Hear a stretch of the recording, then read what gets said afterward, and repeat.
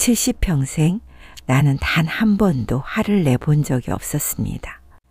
어머니가 돌아가신 날, 장례식장 빈 복도에서 나는 처음으로 거울을 똑바로 바라봤습니다. 그리고 깨달았죠. 내 얼굴에서 나를 찾을 수 없다는 걸. 착하다는 말. 나는 그 말을 훈장처럼 달고 살았습니다. 12살 때부터 환갑이 넘도록.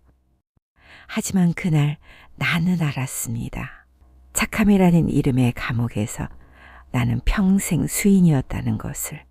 어머니의 마지막 말이 귓가에 맴돕니다. 너무 착하게 살지 말라고. 그 말의 의미를 이해하기까지 나는 50년을 더 기다려야 했습니다. 그것은 착한 딸로 살다가 자신을 잃어버린, 그리고 70에 비로소 자신의 이름을 되찾은 한 여자의 이야기입니다. 1963년 겨울, 나는 세 남매 중 맏딸로 태어났습니다. 기억나는 가장 오래된 순간은 5살 무렵입니다. 아버지가 술에 취해 들어오신 날, 어머니가 내 손을 꼭 잡으며 조용히 하라고, 내가 착한 딸이라고 속삭였죠. 나는 고개를 끄덕였습니다. 그날부터 착함은 나의 생존 방식이 되었습니다. 10살이 되던 해 어머니가 심하게 알아누웠습니다. 동생들은 아직 어렸고 아버지는 날마다 공사판을 전전했습니다. 나는 학교가 끝나면 곧장 집으로 뛰어와 동생들의 밥을 챙기고 어머니께 약을 드렸습니다. 친구들이 운동장에서 노는 소리가 창문 너머로 들려왔지만 나는 그 소리를 듣지 않으려 애썼습니다. 착한 딸은 참는 것이라고 배웠습니다. 착한 딸은 불평하지 않는다고 믿었습니다. 12살 봄, 동생 정민의 중학교 입학금이 없었습니다.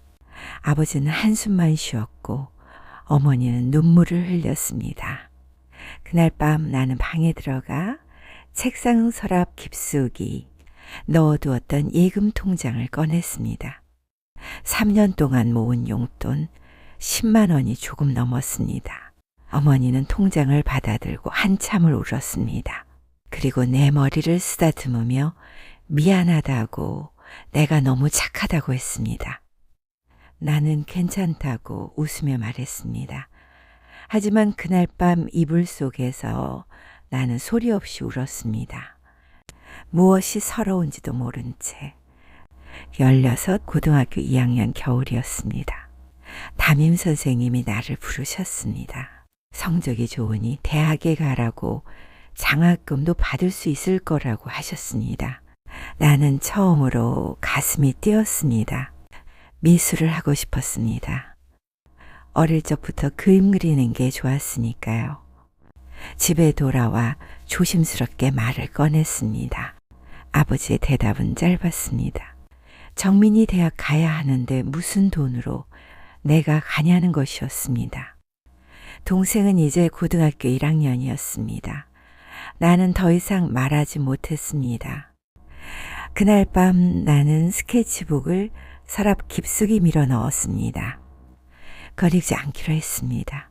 꿈을 버리는 게 착한 딸의 의무라고 생각했으니까요. 졸업 후 나는 구로공단의 봉제 공장에 취직했습니다. 매일 아침 6시에 일어나 밤 10시까지 재봉틀 앞에 앉았습니다. 손가락에 박힌 바늘 자국이 아물기도 전에 새로운 상처가 생겼습니다. 월급은 고스란히 집에 갔고 동생 정민은 무사히 대학에 입학했습니다. 나는 동생의 합격 소식을 듣고 진심으로 기뻐했습니다. 하지만 그날 밤 공장 기숙사 화장실 거울을 보며 울었습니다. 19살 내 얼굴은 이미 30처럼 늙어 있었습니다. 24살 공장 앞 구멍가게 아들 영수 씨를 만났습니다. 그는 조용하고 성실한 사람이었습니다. 크게 웃지도 크게 화내지도 않는 사람. 어머니가 좋은 사람이라며 결혼을 권했고 나는 거부할 이유를 찾지 못했습니다. 결혼식 날 나는 순백의 드레스를 입고 거울을 봤습니다. 그런데 이상했습니다. 거울 속에 나는 웃고 있었지만 그 웃음이 내 것 같지 않았습니다. 마치 다른 사람의 얼굴을 빌려 쓰고 있는 것 같았습니다. 시댁은 시어머니와 시누이 둘이 있는 집이었습니다. 시어머니는 첫날부터 며느리는 시집의 기둥이라며 내가 고생해야 집안이 편하다고 했습니다. 나는 고개를 끄덕였습니다. 새벽 5시에 일어나 시어머니의 식사를 준비하고 시누이들의 도시락을 쌌습니다. 빨래와 청소, 설거지, 일하던 공장도 그만뒀습니다. 시어머니가 며느리가 밖에 나가는 걸 좋아하지 않았으니까. 이듬해 딸 수진이 태어났습니다. 시어머니는 아들이 아니라며 한숨을 쉬었지만 나는 처음으로 온전히 내 것인 무언가를 갖게 된 것 같아 기뻤습니다. 하지만 그 기쁨도 잠시 시어머니는 아이를 자기가 키우겠다며 데려갔습니다. 내가 제대로 할 수 있겠느냐는 것이었습니다. 나는 손 놓고 지켜봐야 했습니다. 내 아이를 남의 손에 맡기는 것을. 그게 착한 며느리의 도리라고 믿으며 밤마다 수진의 방문 앞에 서서 안에서 들리는 아이의 웃음소리를 들었습니다. 시어머니가 재우는 아이의 웃음소리. 나는 문을 열 수 없었습니다. 착한 며느리는 참는 거니까. 동생 정민이 사업에 실패했습니다. 빚이 1,000만 원. 그는 울며 전화를 걸어와 도와달라고 했습니다. 자기가 죽을 것 같다고. 나는 영수 씨에게 말했습니다. 그동안 몰래 모아둔 돈이 있다고, 동생을 도와주고 싶다고. 영수 씨는 한참을 말없이 나를 보다가 한숨을 쉬며 내 맘대로 하라고 했습니다. 그렇게 800만 원을 동생에게 보냈습니다. 그 돈은 10년 동안 1,000원, 2,000원씩 몰래 모은 전부였습니다. 언젠가 작은 그림 교실이라도 하나 열어볼까 하는 막연한 꿈을 위해 모은 돈. 통장의 잔액이 13만 원으로 떨어지는 걸 보며 나는 그저 멍하니 앉아 있었습니다. 동생은 고맙다고 말했습니다. 꼭 갚겠다고 했습니다. 하지만 그 돈은 돌아오지 않았습니다. 2년이 지나자 동생은 그 돈을 잊었고 나는 그 돈을 잊은 척했습니다. 40살 어느 날 남편 영수 씨의 휴대폰에 낯선 여자의 문자가 왔습니다. 오늘 언제 오냐는 내용이었습니다. 나는 그 문자를 보고도 못 본 척했습니다. 따지고 싶었습니다. 소리 지르고 싶었습니다. 하지만 입이 떨어지지 않았습니다. 착한 아는 참는 거라고 배웠으니까. 가정을 지키는 게 여자의 덕목이라고 들었으니까. 어머니의 목소리가, 시어머니의 목소리가 내 입을 막았습니다. 그날 밤 남편은 늦게 들어왔습니다. 술 냄새와 낯선 향수 냄새를 풍기며 나는 아무 말 없이 물 한 잔을 건넸습니다. 그리고 이불을 덮어주었습니다. 착한 아내니까. 화장실에 가서 변기에 앉아 한참을 울었습니다. 소리 내지 않고 숨 죽여서 울음소리마저 참는 게 익숙했으니까. 45, 딸 수진이 결혼했습니다. 나는 몇 달 전부터 준비했습니다. 예단을 마련하고 하객 명단을 정리하고 식장을 알아봤습니다. 하지만 결혼식 당일 모든 건 시어머니의 뜻대로 진행되었습니다. 피로 연장에서 시어머니는 하객들에게 말했습니다. 자기가 손녀를 키웠다고, 며느리는 집안일이 서툴러서라고. 난 옆에 서서 웃고 있었습니다. 20년 동안 밤낮으로 시댁 식구들을 돌보며 살았지만 그 자리에서 나는 투명인간이었습니다. 딸 수진이조차 할머니 옆에서만 웃었습니다. 내가 다가가자 어색하게 미소 짓더니 곧 할머니에게로 갔습니다. 나는 내 딸이 낯설었습니다. 아니, 나라는 존재가 낯선 것이었습니다. 화장실에 가서 거울을 봤습니다. 내 얼굴은 55처럼 늙어 있었습니다. 눈가의 주름, 굽은 어깨, 힘없는 눈빛. 나는 나를 볼 수 없었습니다. 거울 속에 있는 건 누군가의 딸이고 누군가의 아내고 누군가의 며느리인 역할일 뿐이었습니다. 48, 막내 동생 정은이 이혼을 했습니다. 친정집으로 들어온 그녀는 울며 여기서 좀만 있어도 되냐고 물었습니다. 당연하다고 했습니다. 하지만 정은은 한 달이 지나도 석 달이 지나도 나가지 않았습니다. 일은 하지 않고 하루 종일 누워 지냈습니다. 나는 그녀의 밥까지 챙겼습니다. 아침마다 방문을 두드리고 밥을 차려주고 빨래를 해주었습니다. 시어머니는 불평했지만 나는 참았습니다. 동생이니까, 가족이니까. 어느 날 밤 정은이 내 방에 들어와서 말했습니다. 언니는 정말 착하다고, 자기였으면 못 참았을 거라고. 나는 웃으며 가족이니까 당연하다고 대답했습니다. 하지만 그날 밤 나는 잠들 수 없었습니다. 착하다는 말이 귀에 박혔습니다. 칭찬이 아니라 조롱처럼 들렸습니다. 착하다는 말은 곧 이용하기 편하다는 뜻이었습니다. 착하다는 말은 당연히 희생해야 한다는 뜻이었습니다. 55. 어머니가 쓰러졌습니다. 뇌경색이었습니다. 수술은 성공했지만 반신이 마비되었습니다. 당연히 내가 모시기로 했습니다. 동생들은 각자 사정이 있다며 한 발 물러섰습니다. 정민은 애들 키우느라 힘들다고 했고 정은은 아직 직장 다니니까 언니가 해달라고 했습니다. 나는 어머니를 우리 집으로 모셨습니다. 매일 3번 식사를 챙기고 기저귀를 갈고 몸을 닦였습니다. 밤에는 2시간마다 깨서 자세를 바꿔드렸습니다. 등에 욕창이 생기지 않도록. 1달, 2달, 석 달 나는 무너지기 시작했습니다. 체중이 10kg 빠졌고 손이 떨렸습니다. 거울을 볼 때마다 낯선 사람이 보였습니다. 눈은 푹 들어가고 뺨은 꺼지고 입술은 갈라져 있었습니다. 어느 날 아침 어머니께 아침 식사를 드리다가 그만 국그릇을 떨어뜨렸습니다.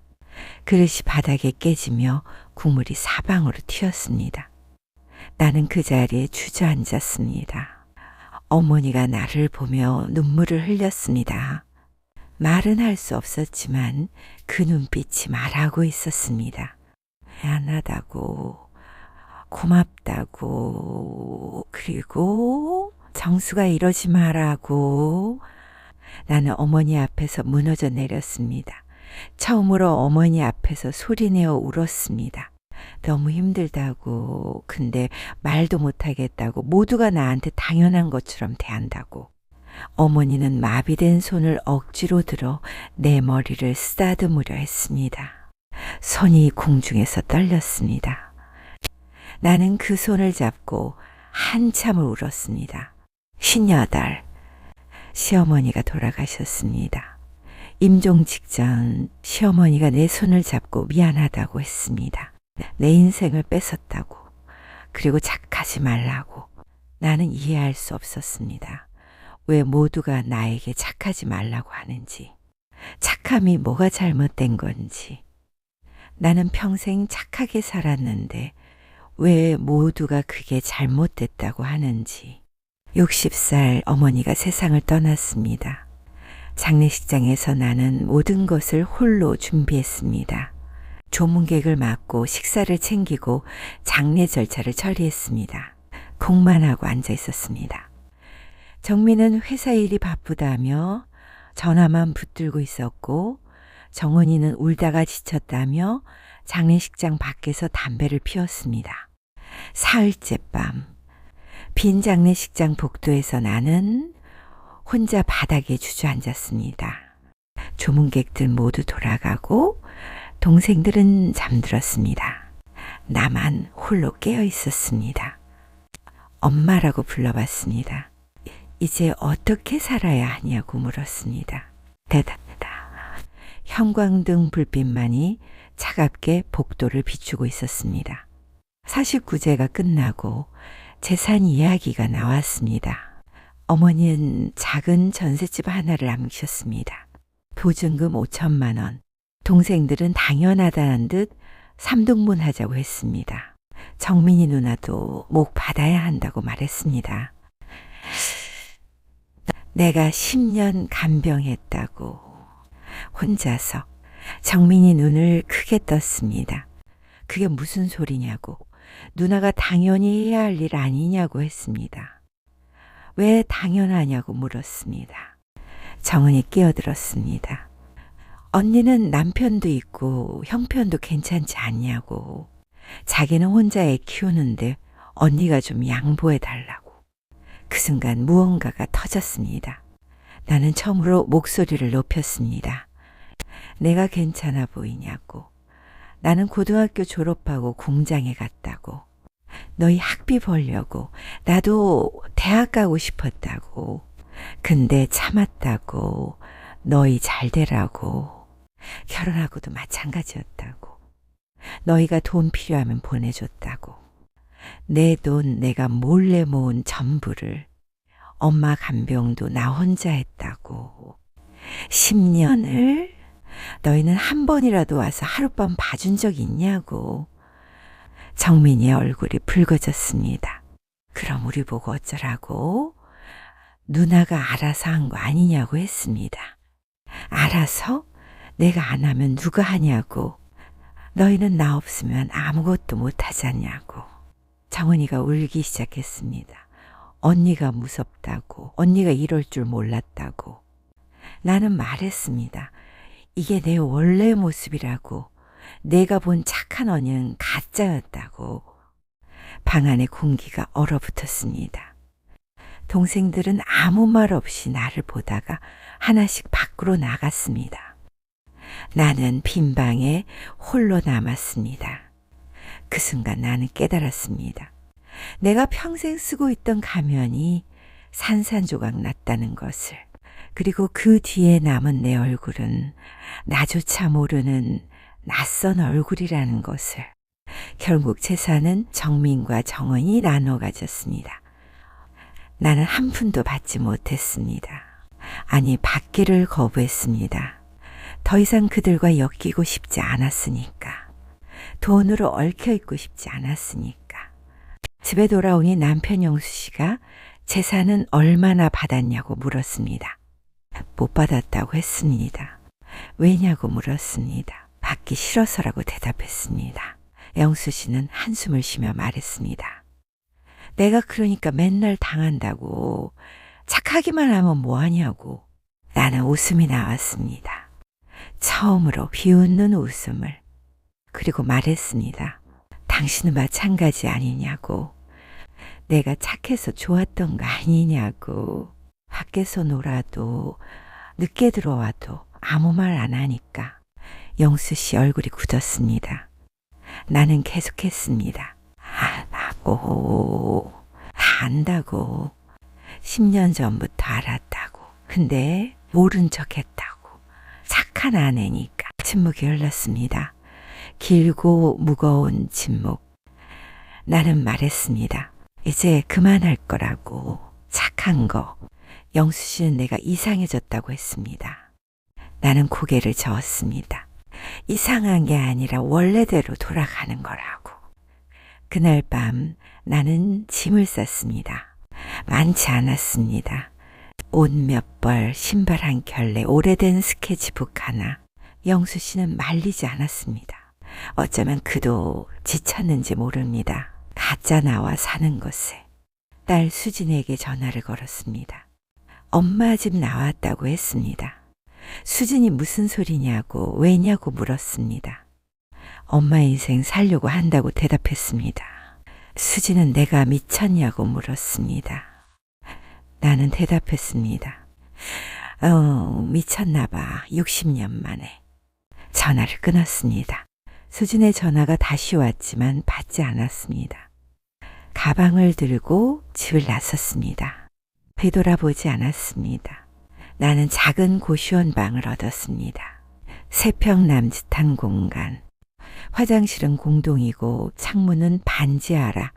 햇빛도 잘 들지 않았습니다. 하지만 이상하게 편했습니다. 온전히 내 공간이었으니까. 처음으로 아무도 나를 부르지 않는 아침을 맞았습니다. 시어머니의 식사를 준비하지 않아도 됐습니다. 남편의 출근 준비를 챙기지 않아도 됐습니다. 아무에게도 잔소리를 듣지 않았습니다. 병원 청소 일자리를 구했습니다. 새벽 5시부터 오전 9시까지 병동을 청소했습니다. 월급은 100만 원 남짓. 고시원 월세에 40만 원을 내고 나면 50만 원 조금 넘게 남았습니다. 처음엔 괜찮았습니다. 자유로웠으니까. 아무도 나를 부르지 않았고 아무도 내게 무언가를 요구하지 않았습니다. 저녁에는 편의점에서 삼각김밥을 사서 혼자 먹었습니다. 텔레비전도 없는 방에서 창문으로 보이는 사람들의 발을 보며 밥을 먹었습니다. 하지만 한 달이 지나자 공허함이 밀려왔습니다. 나는 누구인가? 착한 딸도, 착한 아내도, 착한 며느리도 아닌 나는 도대체 누구인가? 역할을 벗어던지고 나니 남은 건 텅 빈 껍데기 뿐이었습니다. 어느 날 청소를 하다가 환자 한 분을 만났습니다. 70대 할머니였는데 혼자 병실에 누워 계셨습니다. 내가 청소를 하는 동안 할머니가 말을 걸었습니다. 얼굴이 어두워 보인다고 했습니다. 난 괜찮다고 대답했습니다. 할머니는 괜찮은 사람이 그런 얼굴을 하냐며 나이가 어떻게 되냐고 물었습니다. 60이라고 했습니다. 할머니는 60에 병원 청소를 하냐며 무슨 사연이 있냐고 물었습니다. 나는 대답하지 않았습니다. 할머니는 한참을 나를 보다가 말했습니다. 자기도 그랬다고. 평생 남 좋은 일만 하고 살다가 70 넘어서 혼자 됐다고. 남편은 먼저 가고 자식들은 안 온다고. 그때 달았다고. 자기 인생이 없더라고. 할머니는 웃으며 말을 이었습니다. 근데 이제라도 알았으면 된 거라고. 늦었다고 생각할 때가 가장 빠른 거라고. 나는 손을 멈추고 할머니를 봤습니다. 할머니의 눈빛은 따뜻했습니다. 며칠 후 할머니는 퇴원했습니다. 떠나면서 내 손을 꼭 잡고 말했습니다. 이제부터라도 내 인생을 살라고. 그 말이 계속 맴돌았습니다. 어느 날 쓰레기를 버리러 나갔다가 바닥에 떨어진 봉투 하나를 발견했습니다. 누군가 버린 짐 같았습니다.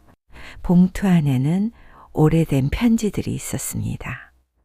그중 하나를 펼쳤을 때 나는 멈췄습니다.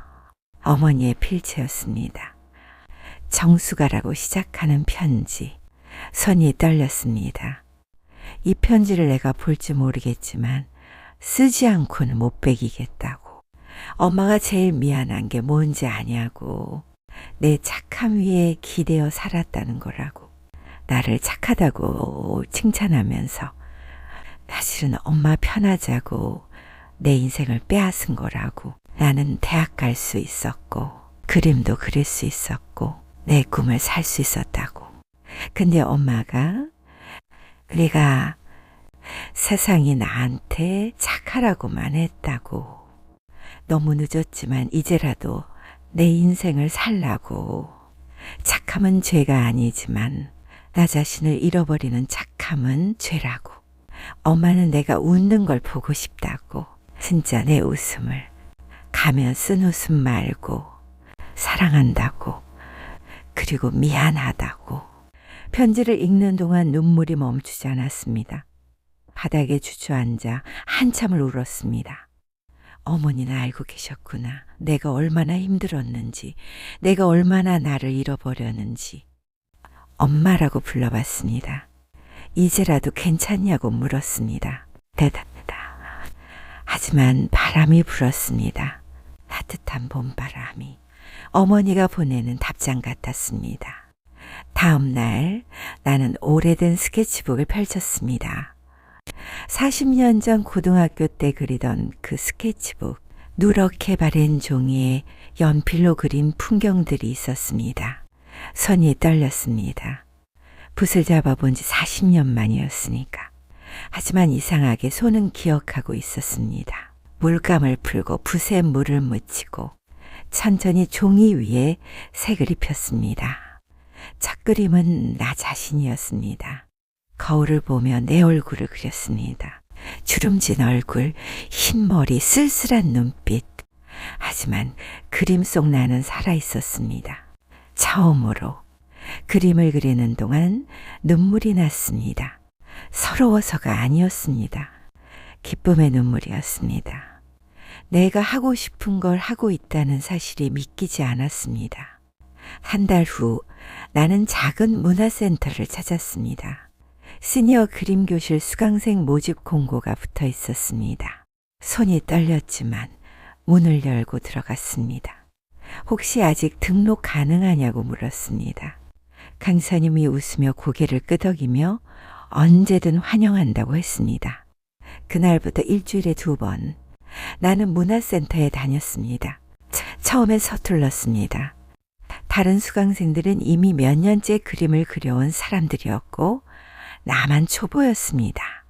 괜찮았습니다. 서툴러도 느려도 나는 내가 하고 싶은 걸 하고 있었으니까. 처음으로 나를 위해 시간을 쓰고 있었으니까.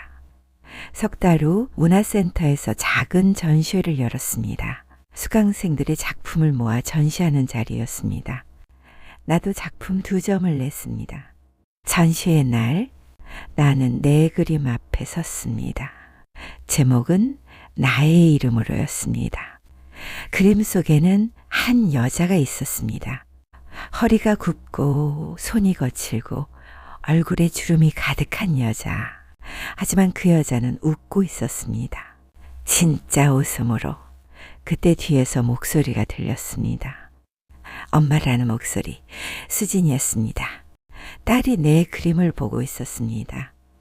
그리고 울고 있었습니다. 수진이 말했습니다. 미안하다고, 자기도 엄마한테 그랬다고, 당연하게 생각했다고. 나는 딸을 안았습니다. 괜찮다고, 이제 괜찮다고 말했습니다. 수진이 물었습니다. 엄마는 행복하냐고. 나는 고개를 끄덕였습니다. 처음으로. 저녁 구시원 방으로 돌아와 창문을 열었습니다. 반지하 창문으로 보이는 건 사람들의 발뿐이었습니다. 하지만 하늘이 보였습니다. 작은 하늘이지만 내 하늘이었습니다. 책상에는 새 스케치북이 놓여 있었습니다. 첫 장을 펼치고 나는 펜을 들었습니다. 그리고 썼습니다. 정숙의 그림 일기. 62세 오늘부터 시작. 착함은 죄가 아닙니다. 하지만 나를 잃어버리는 착함은 죄였습니다. 이제 나는 압니다. 착하되 나를 지키는 법을, 베풀되 나를 비우지 않는 법을. 70평생을 남의 인생으로 살았지만 이제라도 알았으니 늦지 않았습니다. 나의 이름으로 삽니다. 당신은 어떤 이름으로 살고 계신가요? 누군가의 착한 딸로, 착한 아내로, 착한 부모로만 살고 계시진 않나요? 당신의 이름을 기억하세요. 당신의 꿈을 기억하세요. 늦었다고 생각할 때가 가장 빠른 때입니다. 오늘부터 당신의 이름으로 사세요.